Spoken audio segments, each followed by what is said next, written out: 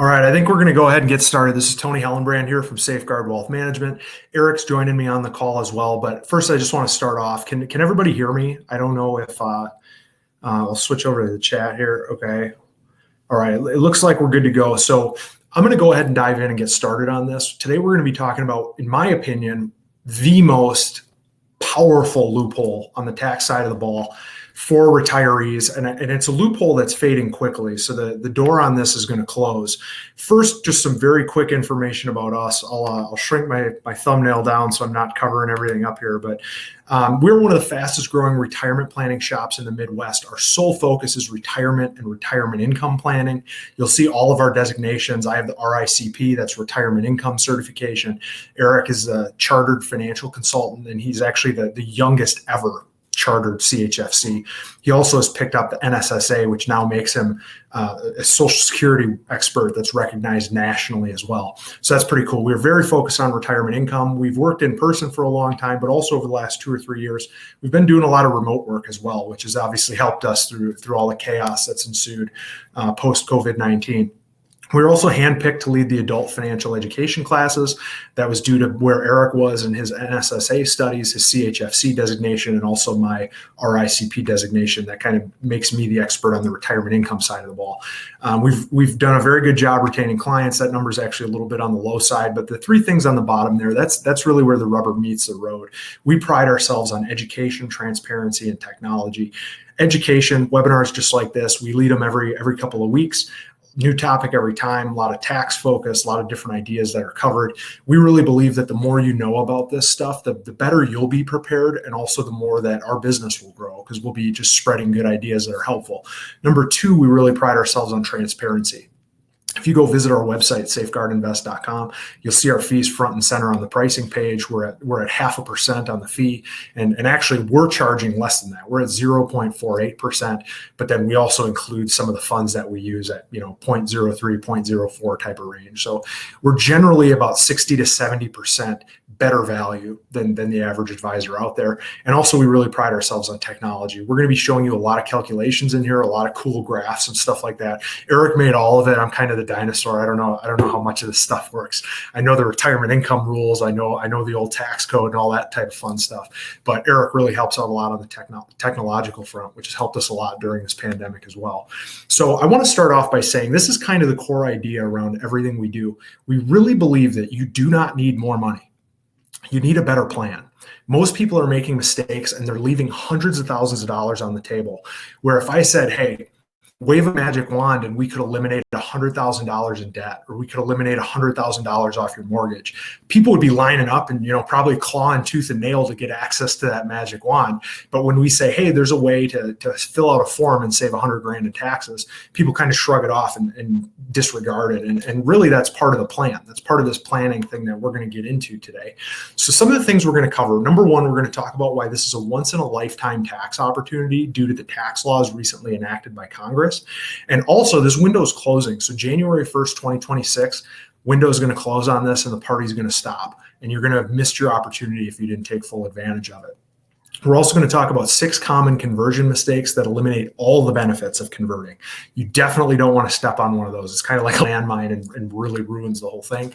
And then we're going to talk about why 95% of the plans we built in the last year have had a Roth conversion component. So this is not like a 1 out of 100 people thing. This is like almost everybody that has traditional IRAs and in common income ranges, they should be considering this strategy. So if you stay until the end, we're also going to cover some Roth conversion case studies that show you in detail just how powerful they can be.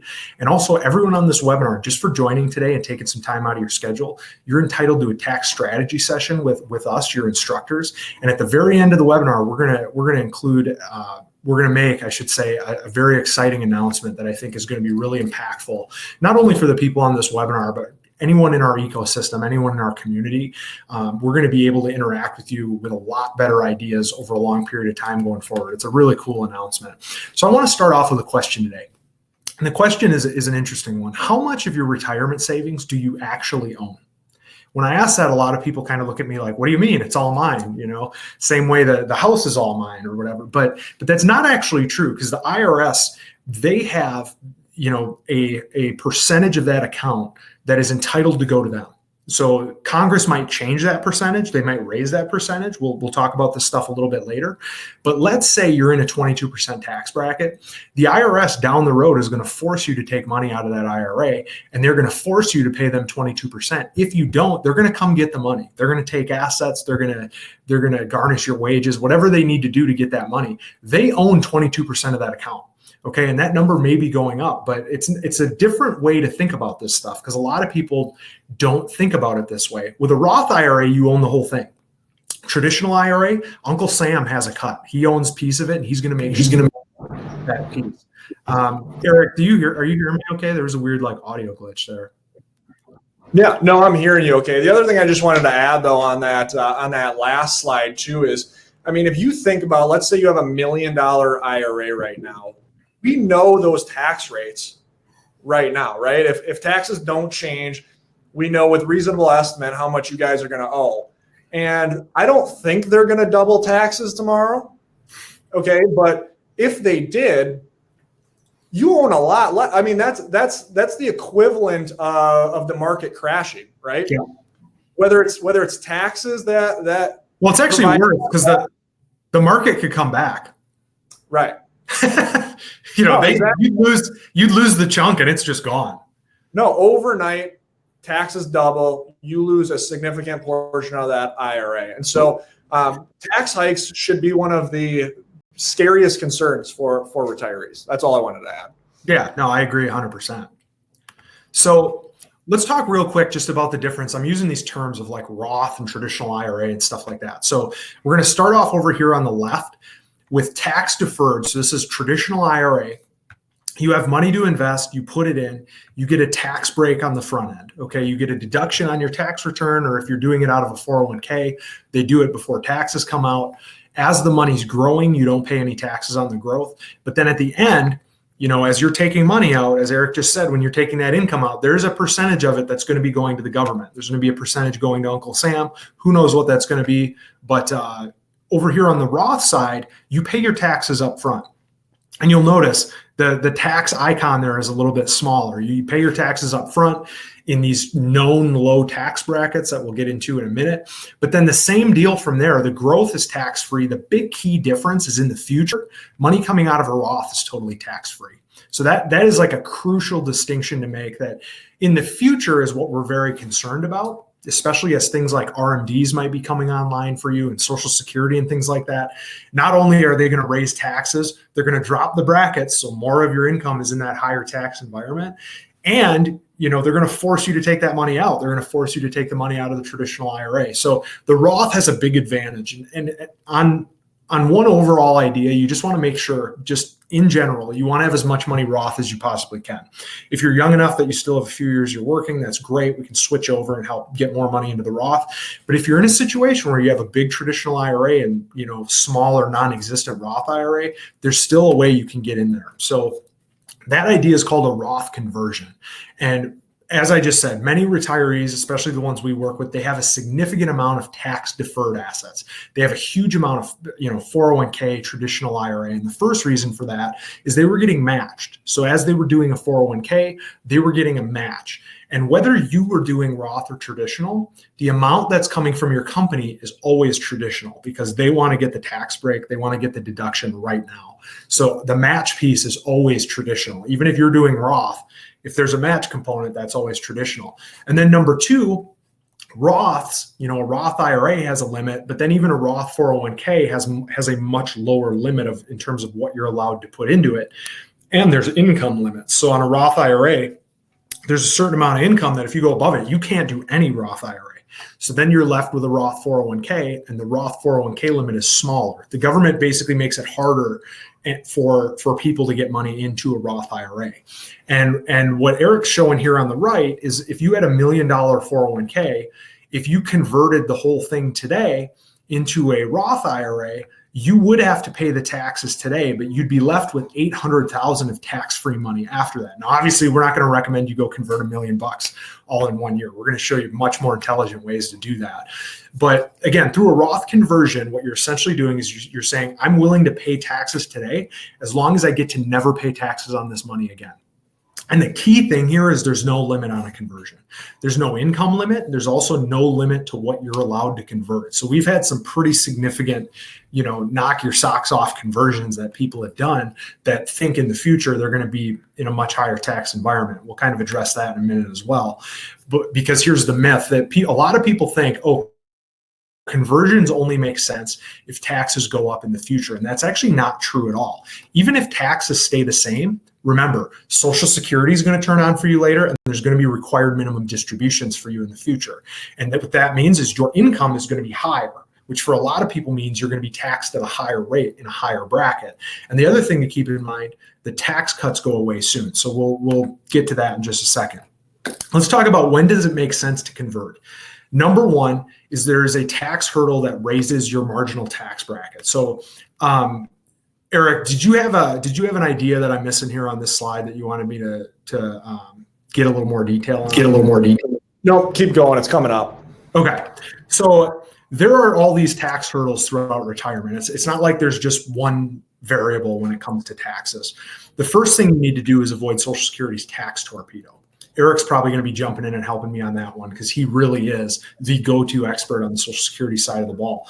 But if you do these conversions, not only can you avoid that tax torpedo in the future, but you can also lower your Social Security taxability, meaning you can actually make your Social Security be less taxable overall.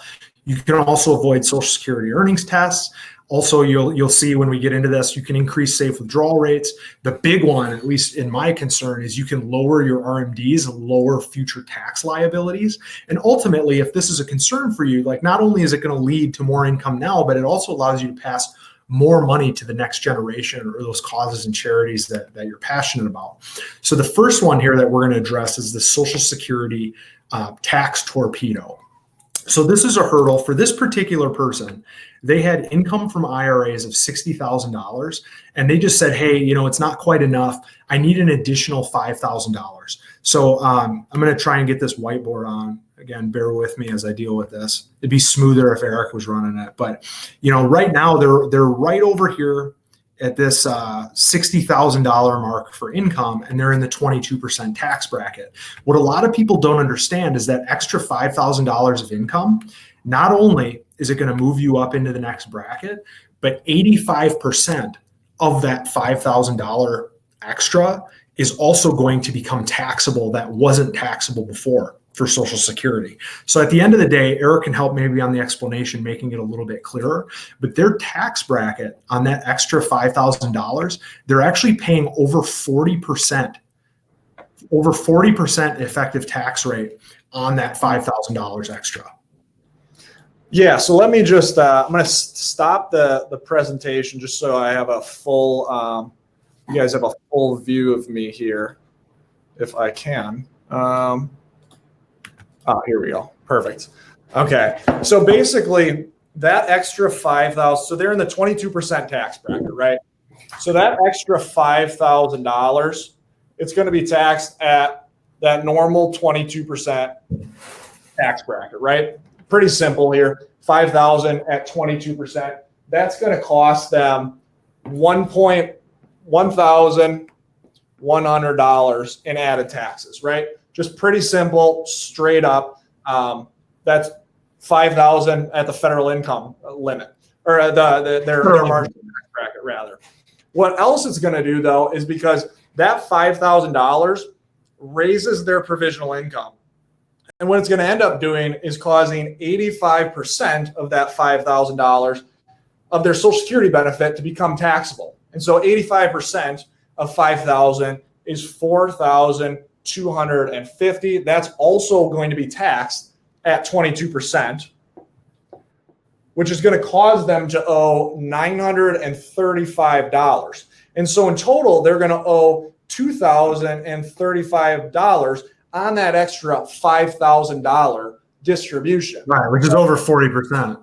Right. They think they're in the 22% tax bracket, but instead they're in the 40.7% tax bracket. So I don't know that showing you that it might have done it backwards on the video, but no, it was clear for me. Okay, perfect, sweet. Awesome. Yeah, no, it was great. It was helpful. Yeah. So, I mean, a lot of people don't realize that some of that's only being off by a couple $1,000s. I mean, sometimes you might be in a situation if you own like a mutual fund in a taxable account or a bond fund or something, they might all of a sudden just distribute, $8,000 in capital gains. And even through no fault of your own, it's not like you needed more income, but they just totally jacked your whole situation up. Like outside of capital gains, it all feeds into AGI. It makes Social Security more taxable. And it's just, a mess. And people come into my office with a shoebox full of stuff and they're just like, totally depressed about how messed up it all is. But these are easily preventable mistakes if you just get it a little bit cleaned up and have a little more solid of a plan. So here's the other time that it might make sense to convert. If Congress raises taxes in the future, obviously, if you're in a situation right now where you can convert at 12%, if Congress raised taxes to 40%, that would be obviously advantageous, right, to do your conversion today. But here's the thing. If Congress does nothing, taxes are going up January 1st, 2026. So let's get into this right now. This is a once in a lifetime tax opportunity. This window is closing in the next 5 years. So there are 3 recent tax laws that really affect your retirement income through taxes. The first one, the Tax Cuts and Jobs Act, it cut most brackets in the neighborhood of 3%, 2 to 4%. But guys, there's a sunset provision on that tax cut. So it will go away January 1st, 2026. Then last year, right around Christmas time, Congress passed something called the Secure Act, which is the biggest load of baloney. And then, I mean, there were so many changes on the estate side of things that made this so disadvantageous for the average retiree that it's mind blowing. But we're not going to talk about the estate side here because that's not why we're here. We're going to talk about RMDs. So the Secure Act delayed RMDs. It used to be the year after you turned 70 and a half, you were required to take a minimum distribution.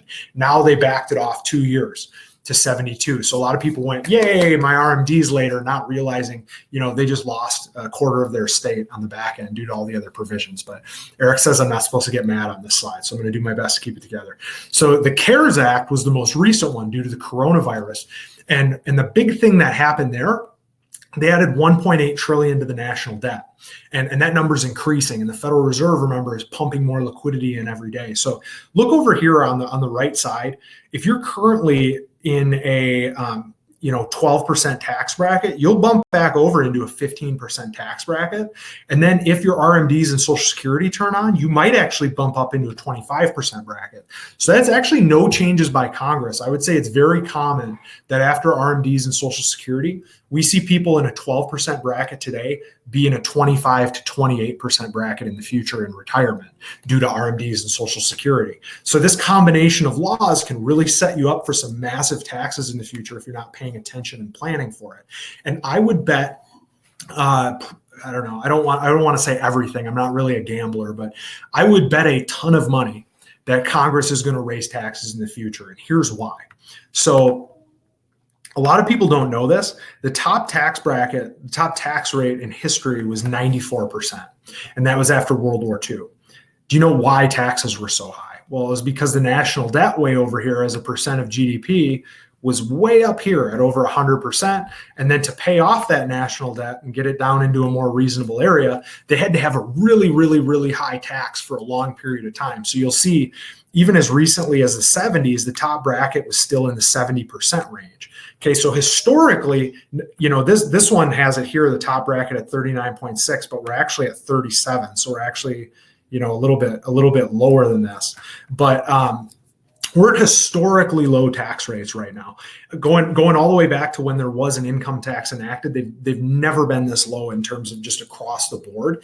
And again, where's the national debt? Well, we just said they pumped another $1.8 trillion of debt out there. The national debt is much higher than it was just a couple of months ago. And I think the odds of us seeing taxes staying here for the rest of our life, the rest of retirement, are zero, in my opinion. I just don't think it's going to happen. But so here's a chart. Eric found this chart the other day, and it made us both laugh, and it probably should have made us a little more sad. But I'm gonna shrink myself because I'm covering that a little bit. But this was a chart that was released in 2015, and they said that in 2015 the national debt, so the share of debt for a child born in 2015 was $41,000. And they said by 2020, you can see right there, it's going to be in the, $50,000. I'll make a quick mark on there. This was the original projection. They said, hey, in 2020, we're going to be around the $50,000 mark. Well, we're actually right now at like $80,720. So we're actually way up here on this chart because of coronavirus and the CARES Act driving the national debt up here. And the debt to GDP is going to be the highest it's ever been in history. So when we were fighting the Nazis, when we were fighting Japan, when we were taking over the entire economy to make tanks and battleships and stuff like that, and the government was paying for all of it using war bonds and all that stuff, the national debt is higher now as a percentage of the economy than it was back then when the entire economy was mobilized to try to save our lives. And Congress has already begun raising taxes quietly. So there's some ideas here. I'm going to skip ahead and see. Okay, so I'm going to pass off to Eric. But the way that they're raising taxes quietly is through a couple of different things. So number one, there's an idea called bracket creep. Eric, there was another weird echo, but there's an idea called bracket creep where over time they attach tax brackets to a lower rate of inflation so that over time, more and more people move up into these higher brackets. A lot of people don't know this. Prior to World War II, less than 5% of people paid income taxes. And what they did is they kept raising the brackets by a very low amount, and people's inflation and wages was driving it by a much higher amount. Now we're in a situation where a huge portion of people pay income taxes. Okay, and there's also inflation. I view that as kind of a tax. If the Federal Reserve gets to use the money at full purchasing power, but your money decays at 3% a year, it's kind of like another 3% tax on your wealth. So the taxes are there quietly. They're going to be there more overtly, especially depending on how the election goes and where the next Congress chooses to go. But again, if nobody does anything, taxes are going to be higher January 1st, 2026. They're also going to be higher when your required minimum distributions start, and they're going to be higher when your Social Security starts. So again, no action by anybody. We already know taxes are going up. So next, I'm going to pass it over to my partner here, Eric, who's jumped in a few times, thankfully, to bail me out. But he's going to talk about the 6 most common conversion mistakes that eliminate all the benefits of converting.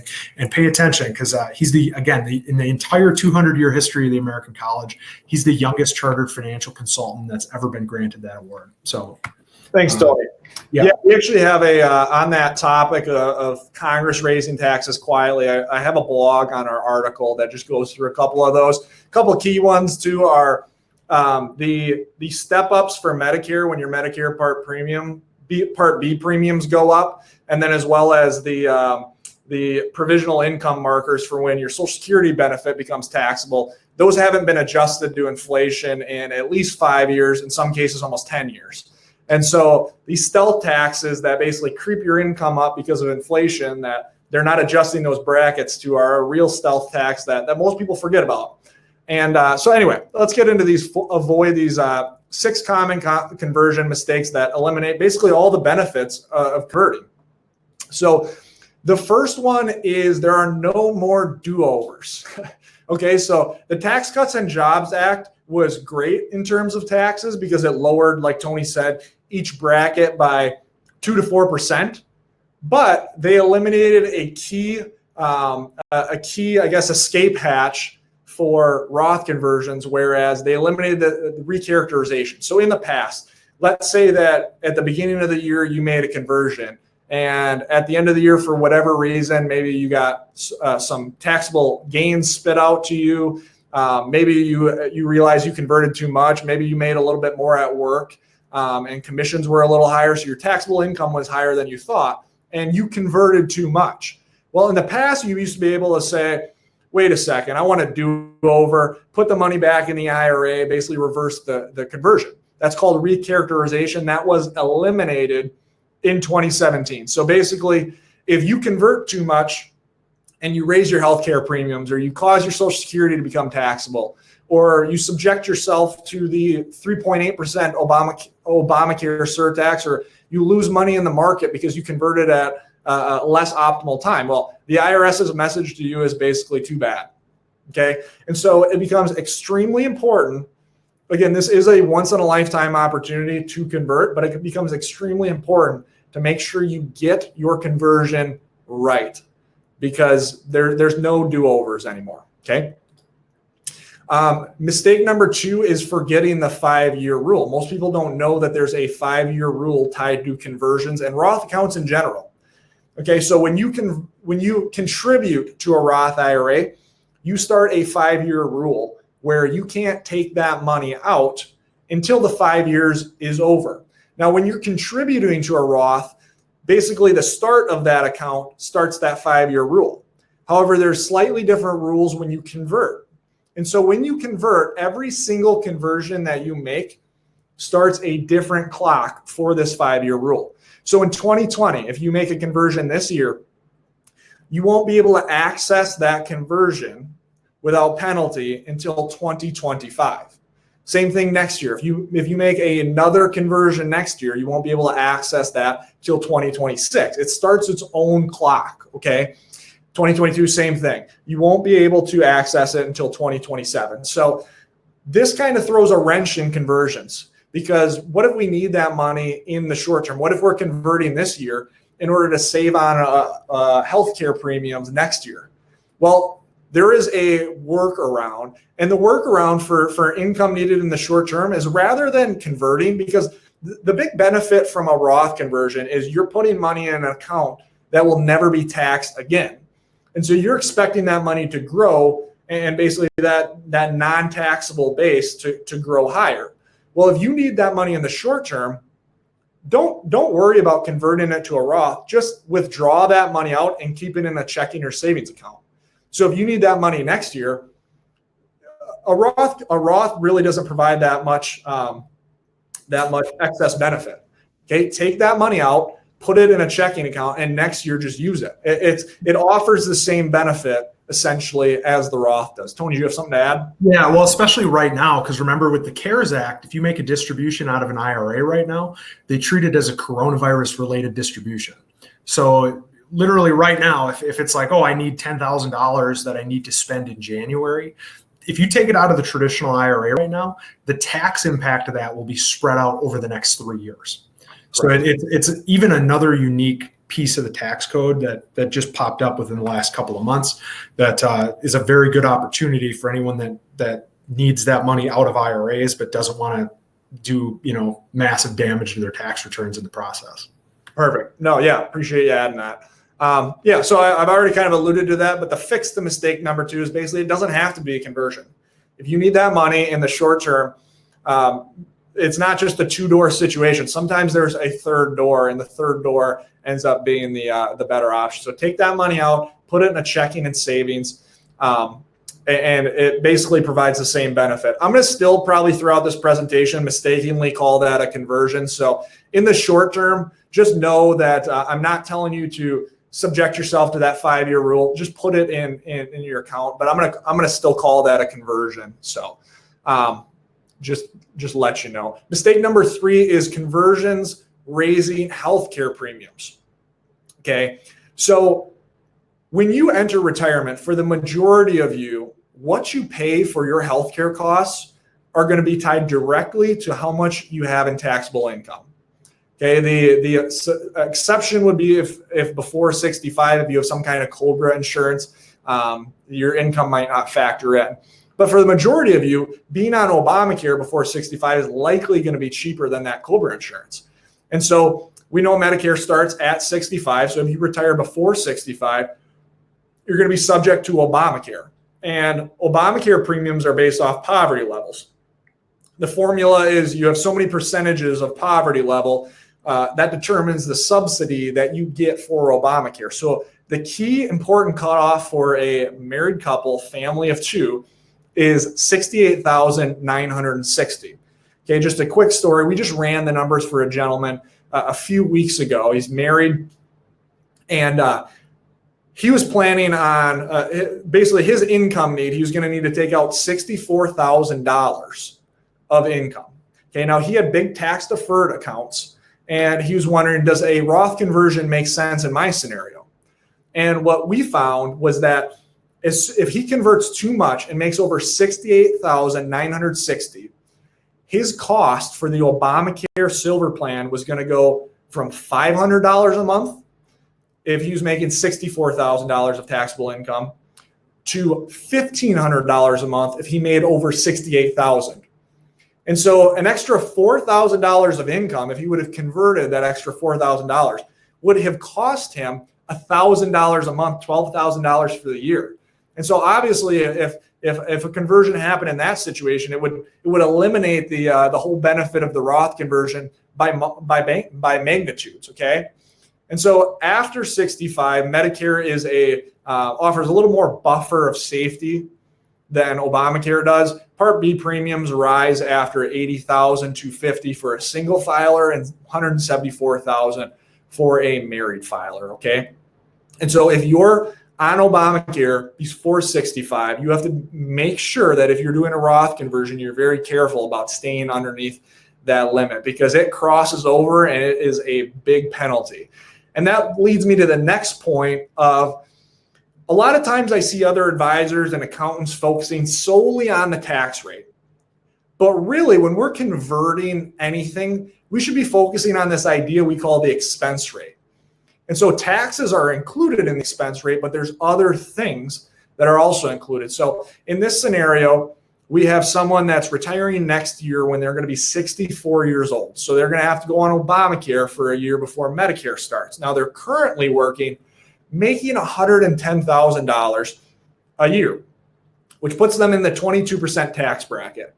Now, based on their retirement income, when they cross over after the standard deduction, they're going to be in the 12% tax bracket. And so most accountants, most people would say, why would you convert this year at 22% when next year you're going to be at 12%? That doesn't make a lot of sense. That's only because they're focusing on the tax rate and not the expense rate. So in this example, at $70,000 of taxable income, Obamacare Silver Plan would cost $1,905 a month. Interestingly enough, it gets heavily subsidized the less that you make. And so at a $20,000 of taxable income, it's only $110 a month. Okay, so that's a wide gap. Now I'm going to turn off this presentation here and jump back into a quick example here. But okay, so in scenario one, okay, let's imagine they don't do a conversion. Okay, so next year they're going to have $70,000 of taxable income after the standard deduction. Taxes they're going to owe are going to be about $8,000. Now it's going to cost them $1,905 of health insurance. And so in total, their expense rate, the money they're losing from taxes and healthcare, is going to be $30,860. Okay, so that's almost half of their taxable income they're losing to expenses and taxes. Versus, what if they convert $60,000 this year? Yes, they're converting it at the 22% bracket when they're going to be at the 12 next year, but taxes on that conversion are going to be $13,200. Now next year, and again, I'm saying conversion, I mean basically withdraw that money, put it in a checking account. Next year, because they're going to be able to use and tap into this money that they just withdrew, they're going to be able to lower their taxable income. So the taxes on $20,000 on $20,000 of taxable income is going to be about $2,000, and then their monthly healthcare cost is going to be $110. And so their expense rate, if they convert, even though it's at a higher tax bracket, is going to be $16,520, which is about half of what they were going to owe if they didn't convert at all. Okay, and so I think this is a great example to show that tax rate's not the only thing that matters. We need to be thinking about your entire situation, thinking about your other expenses. What other things factor in? Well, think about investment fees. Okay, every dollar that you convert, you're going to pay taxes on. And so you're not going to owe your investment fees on that tax amount. And so that's a fee as well that, okay, if they, of that $60,000 they converted, if that would stay invested, they'd have an investment fee on that whole $60,000 versus if when they converted to a Roth, they wouldn't owe, the taxes get taken out, and now that investment fee is on that smaller amount. And so there's a lot of things that go into this expense ratio, but the big ones, especially depending on what your age is, are going to be those healthcare costs. Yeah, and a lot of people roll their eyes on the investment cost savings on 60 grand, but you got to remember, for the average retiree, investment fees are your second largest expense in retirement after taxes. I mean, it's huge. For sure. No, so we need to be focusing on your entire situation when we're looking at taxes. Okay, the other big thing is mistiming conversions. And so I have kind of a chart on here. We know that Social Security can begin at age 62. We know you can file between 62 and 70. Now, mistiming your Social Security benefit can affect your conversion strategy greatly. Okay, because imagine you file at 62, you have big tax deferred accounts that you want to convert. Well, every conversion that you make, like we showed earlier, is going to force your Social Security benefit to be taxed. So you're going to kind of owe that double tax. And so one of the things we talk about, especially in our Maximizing Social Security class, is delaying Social Security, because for one, if you take Social Security early, you have an early penalty. If you delay it, you actually get an 8% step up in benefits if you're delaying past your full retirement age. So if you take at 62 and you're planning on converting, you're being double whammied. You're being whammied because of the early penalty of filing Social Security, and then you're being whammied because it's going to force more of your Social Security benefit into being taxed. Like we've already been talking about, if you retire before 65, Obamacare has to be a consideration. Now, this doesn't mean that conversions don't make sense before 65, because if you're on COBRA insurance, you might still be able to convert as much as normal. Even if you're on Obamacare, it still might make sense to do a small conversion. But basically before 65, it kind of gets to be a little bit of a stop and go situation for if conversions make sense. From 65 to 70, especially if you're delaying Social Security, this is the golden period. Okay, this is your optimal period because you have a big safety buffer from when your Medicare goes up and your Part B premiums go up, and because you're delaying Social Security, that's not a factor for taxation. And so 65 to age 70, those 5 years are an optimal time to convert. And then after 70 until RMDs begin, again, it depends on your situation. One thing that most people haven't readily considered lately, again, you see the optimal conversion time between 65 and 70, is what about the next generation? If passing money on to the next generation is important to you, we need to be thinking about the Secure Act, what the key strategies that it eliminated. And that kind of leads us to this sixth mistake, excuse me, is not considering your heirs. Okay. And so estate tax exemptions have not always been as high as they are now. So the Tax Cuts and Jobs Act raised it to 11.8 million, meaning that if your estate is less than 11.8 million, you're not subject to estate tax. But it wasn't always this high, and it's subject to change in the future. In fact, 20 years ago in 2000, that estate exemption amount was only $675,000. And so all of a sudden, if they went back to that, a lot of our clients would be subject to that estate tax. Okay. Now, Tony can jump in here, but the Secure Act eliminated a ton of important estate planning provisions. So in the past, you basically were able to pass on an IRA to the next generation, and they could effectively stretch that IRA, stretch the amount they needed to take out from that IRA across their lifetime. Well, the Secure Act eliminated that and installed the 10-year rule. And so now, let's say you pass $1 million on to the next generation, they have 10 years to use up that money. Now they can take $100,000 a year out of it. They can wait till the last year and take the whole $1 million. Okay, but they need to use all of that money up. And so you need to be thinking about what tax bracket are your heirs in? Because if you're in the 12% tax bracket and you're in your late 80s and you're planning on passing a ton of money on to the next generation, doesn't it make sense to convert off your tax situation if your heirs are going to be in a higher tax bracket? So you need to have that conversation with your heirs. Tony, do you have anything to add on that? Yeah, no, I mean, just a lot of people don't understand the value of that stretch IRA that they took away. I mean, you could literally have a situation where grandma opens up an account, makes the deposit, it could actually be like a trust-owned situation as well. And if she named like the grandkids as the beneficiaries of that trust, they could get into a situation where you could spread the taxes out literally over 3 generations. And it got pretty complicated and definitely interesting. But midnight, like the day before Christmas, 2019, they just threw a grenade onto all of it. And all the plans are now kind of rendered obsolete.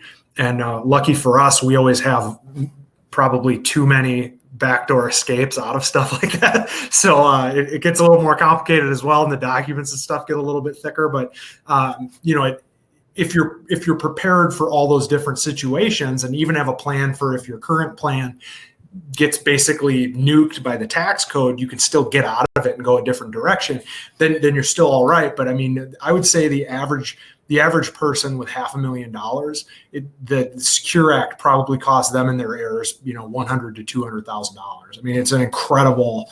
And again, nobody was talking about it. And then when people started talking about it, it was right around the time the pandemic hit, and a lot of people, it just kind of fell through the cracks. So. For sure. Yeah. And I mean, if we go back to that estate tax exemption in 2000, I mean, the estate tax is pretty high as well. I think back in 2000, it was like 55%. Tony, you might know what it is. Now I don't have it off the top of my head, but yeah, it's a different bracket, but I know the top of it is 40%. Okay. If we think about game theory wise, the government has this big this big national debt issue. And if we think about, okay, what are the options? We can tax people as they pass it on to the next generation, or we can tax them while they're earning. I would guess taxing on the next generation is a lot more appealing to most taxpayers versus taxing on the taxing heavier taxes while you're earning income. And so I think estate taxes are going to be a big target for the IRS and Congress in the coming years for sure. So make sure you're considering. Yeah, if you're just to add into that, if your estate is over $1 million, your tax is $355,000 plus 40% of the amount over $1 million. So I mean, you're towards the top, you're getting into the high 30s, 40% tax on your estate. Perfect. Okay, so topic number 3, why 95% of the plans we built in the last year have a Roth conversion strategy. Okay, and it's basically when we build retirement plans, many of you probably know, many of you are clients on this call, we build plans under 1,000 simulations. So we're not just throwing a dart at the map saying, hopefully the last 50 years were like, or the next 50 years are going to be like the last 50 years, because you'll be good if that's the case. But if they're a little off, right? So we build under 1,000 simulations, and we say all the way from, let's say we have a roaring 80s type market, all the way to, let's say we have a 2000 to 2010 where the market went nowhere. Okay. And through all of these simulations, we can see on the back end a chart that looks like this. And I think this chart is great for really visualizing where your income is going to come from. You can see this orange line here is the income need. All of these bars, you can see the different colors, what they correlate to on the bottom. But you notice here that this person has significant income coming out on top of the income they need. Okay, and that's because of RMDs. Okay, and so once RMDs are turned on, this person had a substantial amount in IRAs and tax deferred accounts. And you can see here, and I mean, if we look out into the 2040s, we can see that their RMD is estimated to be over $100,000, push them up over $100,000 more than the income they need. And so that's just lost. That's going to be lost in taxes, right? It's income you're forced to take that you don't need. It's very tax inefficient. Okay, and so what we want to do, what Roth Conversions can do, is basically clean this up so that we keep your RMDs at a efficient level, at an optimal level. And you got to remember, guys, that RMD is going to impact every other variable we just discussed. It's going to impact how your Social Security is taxed. It's going to impact, I mean, by then you won't be on Obamacare anymore, but it could impact how capital gains get taxed. It's going to impact everything. So those taxes, those RMDs out there in the 2040s, 2045, that's not just taxed in your 12% bracket. Remember, we're going up to the higher brackets after 2026, And you're probably getting bumped into significantly higher brackets, which for this person, as early as 2030, they're going to have to pay extra for Medicare. So it's all a system. It's like picture 50 gears in an engine. It's not so clear cut and simple. For sure. And so a big disclaimer on this, I would say part of the reason, not to toot our own horn, but part of the reason so many of the plans have a Roth conversion strategy is the big disclaimer is the better your plan is built, the more of an issue Roth conversions will be, right? Because if we maximize Social Security, that means that we're going to be taking more of our income from Social Security rather than our retirement savings.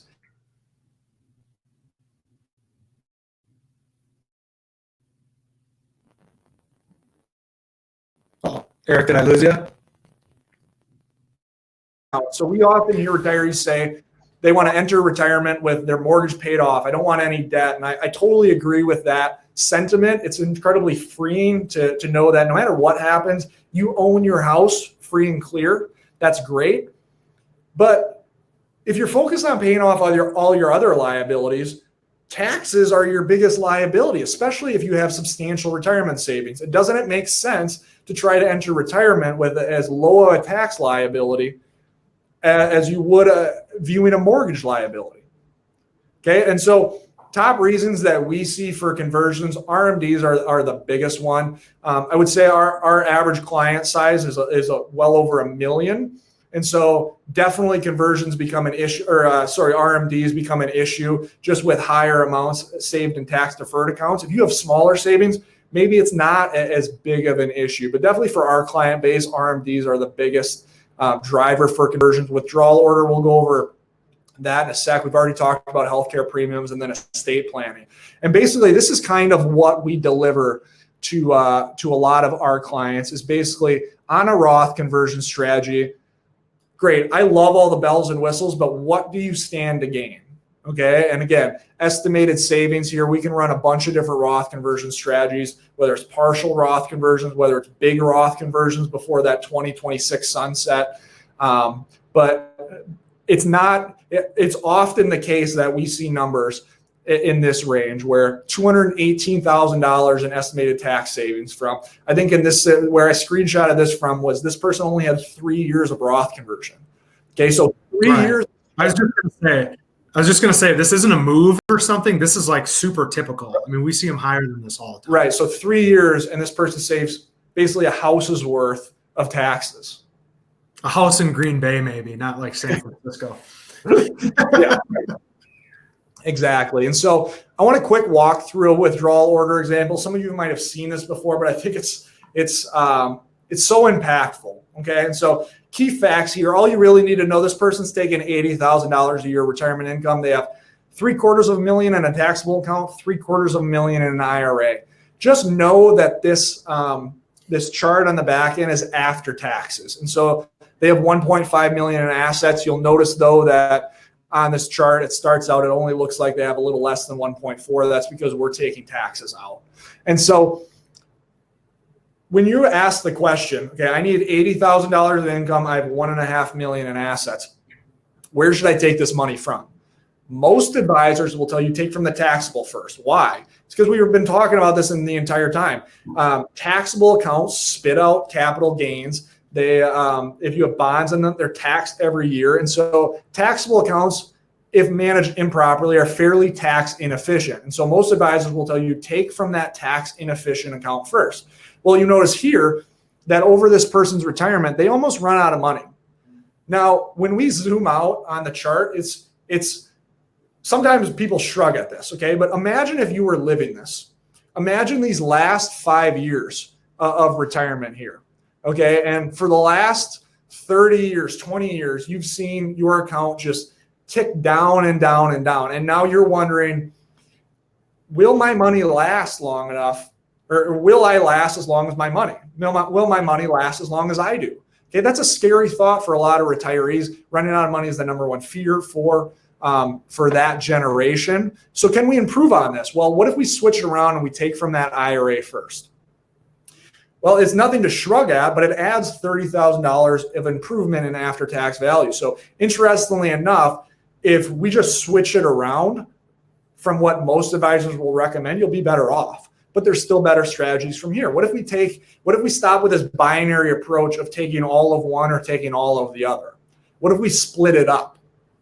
Okay, now we start to see that significant improvement again. Okay, $220,000 of improved after-tax value. And I should note, nothing changes here besides the order you take withdrawals from. So we're not changing the taxes on the back end. Okay, the tax rates are staying the same. We're not changing the growth rates. The only thing that's changing is which account are we taking from and how that account is taxed. Finally, a partial backdoor Roth conversion. So this is a Roth conversion each and every year until that IRA is gone. You'll notice which line's not like the rest, right? It's this blue line. I can't, Eric, they seem pretty close. I don't. Okay. I might have to adjust that. Zoom in maybe a little bit. You'll notice that this blue line is far and away better. Why? Because they're avoiding RMDs. Okay. Yes, they're paying a little bit more tax early in retirement by converting that money, but then on the back end, they basically have a tax-free retirement. And so it adds almost over $2 million in after-tax value. I will say that, as you can see with the rest of this presentation, the withdrawal order can get complicated, especially when you factor in healthcare and other stuff like that. But maximizing your withdrawal strategy, as you can see, it can have a giant impact. And notice here, if you're in the last 5 years and you've been doing Roth conversions the entire time, you're not worried about running out of money, right? Or tax hikes. Yeah, exactly. And so how can you determine exactly how much you should convert? Because I'm guessing a few of you are seeing all the complexities, all the roadblocks that can jump into this. And you kind of have a few options, okay? You can decide after seeing this presentation, maybe you don't have that much in IRAs, or maybe this presentation wasn't compelling enough. You can just decide conversions aren't right for your situation, okay? Hopefully taxes don't go higher in the future. Maybe they just aren't right for your situation. That's for you to decide. You're the CEO of your plan. We're just a guide, okay? You can ask your advisor, your current advisor, if you have one, and say, hey, I saw a presentation on conversions. It was really compelling. Do you think I should be running conversions? Now, the one caveat I would place there is if they haven't brought up conversions to you yet, I'd be a little hesitant that use their opinion, obviously, but make sure you get a second opinion, because this is something they should be bringing to you front and center. Or you can have an independent third party build you a forward-looking tax plan that estimates your taxes throughout retirement and builds strategies for you to save on taxes. Okay, you get to decide. Now, shameless plug, Tony's Ugly Mug and My Ugly Mug are an independent third party. So if you thought this presentation was compelling and you want us to run your tax situation and add in all those complex hurdles that you might face, that's why we have the strategy session, okay?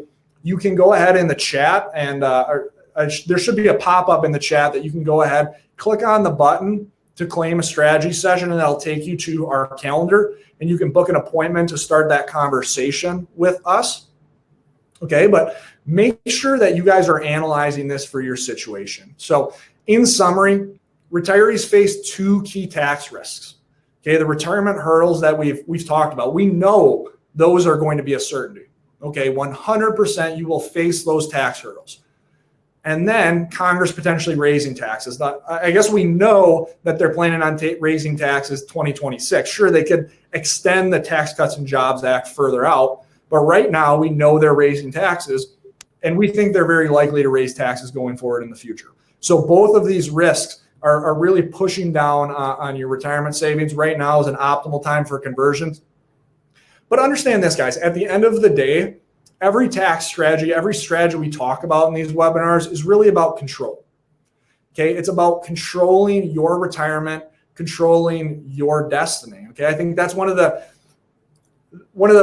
biggest points of angst I think that retirees have is when they enter retirement, they're entering so many complex systems from Medicare to Social Security that they don't feel like they have control. Okay, while you're working, things are pretty simple, right? Taxes are simple. You try to contribute a much to your retirement savings. You're making a paycheck, and so even if you mess something up on the investment side, you still have time to delay retirement. You're still going to be making that paycheck. But once you cross over the chasm into retirement, it feels like you lose all control. Okay, but that doesn't have to be the case. Okay, every worry that I see retirees have is just a lack of control. And we're trying to teach you how to get that control back. Okay, Roth conversions are a strategy that if you convert significant assets from tax deferred accounts to Roth IRAs, you're not worried about, who cares if taxes go higher in the future? I mean, of course we still care because it's going to be taxes across the board, but income tax isn't going to be a thing. Estate tax isn't going to be a factor. And so on that note, a big announcement that we're going to be launching at the end of this month going into September is we're building a retirement mastery Facebook group. Okay, so we're going to be building this exclusive community, basically teaching you guys how to get control back for your retirement. A couple things we're going to be doing there. I'm going to be hosting, or Tony's going to be hosting, a power lunch. It's basically going to be a mini webinar, shorter than this webinar, but every Wednesday at noon. We're going to be hosting it live in that Facebook group, teaching you things, everything from Medicare and healthcare, how to save on both of those, to Roth conversions, to HSA accounts, to we're going to be covering a bunch of things every week, mini webinar at noon. We're going to be doing guest interviews from Medicare health insurance agents to estate planners that I think you're going to find very impactful. Any future book, this group is going to be the first one to see it. Okay, so Tony's writing a book right now. I'm actually writing a book on how to maximize Social Security called The Social Security Millionaire. Okay, both of those you're going to have exclusive access to, potentially free copies given out, exclusive content. And then the big thing is we're trying to create a community where, especially some of you retirees that maybe have saved up a little bit more and have different unique situations than somebody who only has $100,000 in savings, like some of your friends might have. This is a unique community where you can talk with other like-minded retirees with similar situations and kind of see what they're finding success with. Okay, and so we're super excited about this. Hope you guys are too. We're going to be launching this again at the end of this month. So pay attention to your email. Make sure you join that group. Tony, do you want to add anything on that? Yeah, I was just going to say real quick, a little shameless self-promotion here. If you see this floating around anywhere on like Amazon or on Facebook, this is the new book that's going through some final editing right now, but it's the new 60/40, how the next generation of retirees can achieve radical financial freedom through better, safe investing. So we're going through some final design things and editing there, but again, free copies are going to be available, and we're going to have the thing I'm most excited about this group is just the level of interaction, especially in the pandemic. We're going to be able to have like live guest interviews with like estate planning experts and tax attorneys and stuff like that, and bring them in and ask them some questions that are really tailored to your unique situation. And you're going to find, probably you'll be a little bit surprised at just how many people have a similar situation with similar concerns. And we'll be able to go out and get one of these experts, grab somebody from my network or from Eric's network, sit them down. And I mean, some of these guys and gals are very decorated experts in the field that are going to be able to shed some light on some of these issues. And again, the whole idea here is helping people take back control of their money, take back control of their tax return, and live the retirement that they've been dreaming about for 20 or 30 years, and not be so scared and confused. Have some fun with all this instead. For sure. Yeah, no, I'm excited about this. The interaction, the group, I think, is going to go super well. So hopefully you guys are excited to join that as well. Again, it's going to be on Facebook. It's going to be exclusive. We're going to gate it, and we're going to kind of handpick who gets to be. So it's not just going to be, there's not going to be 10,000 people from everywhere in the country. So that's going to be pretty cool. And then just to wrap this up, guys, like we said, everyone on this webinar is entitled to a tax strategy session. Okay, on the right-hand side, there should be kind of a bar that you can chat into. Hopefully, you've seen and been having some chats. I'm seeing some coming through, and as well as take up that strategy session. So that takes us to the calendar. So we're going to wrap up this presentation. Then, thanks everybody for watching. We're going to leave this for a little bit longer in case you need some time to search for where that strategy session box is. But Tony and I are going to sign off. Again, thanks for watching. Thanks for setting out part of your Saturday to learn about how you can save on taxes. Always remember, and hopefully it was apparent in this presentation, you don't need more money. You need a better plan. Thanks for watching, everyone.